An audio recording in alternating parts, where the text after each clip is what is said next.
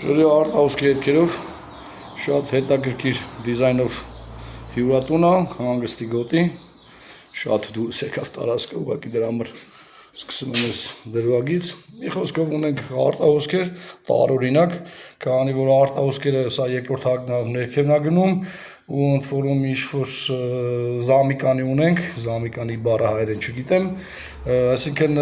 արտահոսքը ունենանք այնտեղ թեթև ու այդ արտահոսքը նաև հողանցումի է գնում, պատերը շատ ուժեղ տաքանում են, հասկանանք խնդիրները։ Ուղղակի մի հրաշք տարածք, հեքիաթային տեղ է։ Մեր զամիկանի հետևանքը, այսինքն ամբողջովին պատը հողանցման պատճառով այսպես տաքանում է, բավականին շատ, այսինքն ինքնիրան հենց այս պահին 44 աստիճան է տաքանում ամենատաք գոտիները, բայց պատվիրատունը ասաց, որ անգամ ձերտալ չի լինում, այսինքն ինձ թվում է մեր մոտ 80 աստիճան է տաքանում։ Կրկին հեքիաթային վիճակ, կամ էլ կաթսայատունն է, վիճակը կաթսայատան, այսինքն սա այլային բաղնիքի հետևն է առաջարկին, այստեղ նույնպես ըստ մեր զամիկանին, այսինքն շատ ուժեղ տաքացնում է, վաղուց են չարչարվում, տեղ-տեղ քանդում են, սարքում են, խնդիրը չեն կարող բացահայտեն, հերթը իմն է։ Արդյունքում գոյուն տեսադիտարկելով բացահայտվեց շատ տհաճ ծախսատար հանգամանքներ։ Այսինքն ամբողջ գոյուղին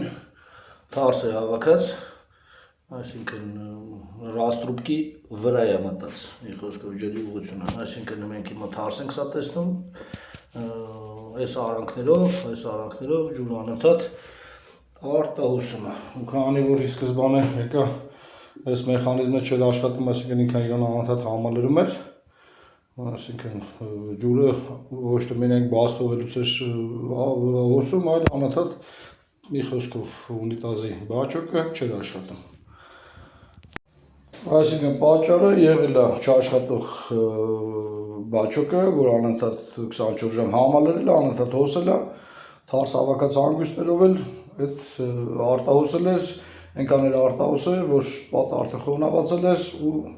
կարճ միացումով ամբողջ պատը ներքևը տաքացել էր երկու կողմանի։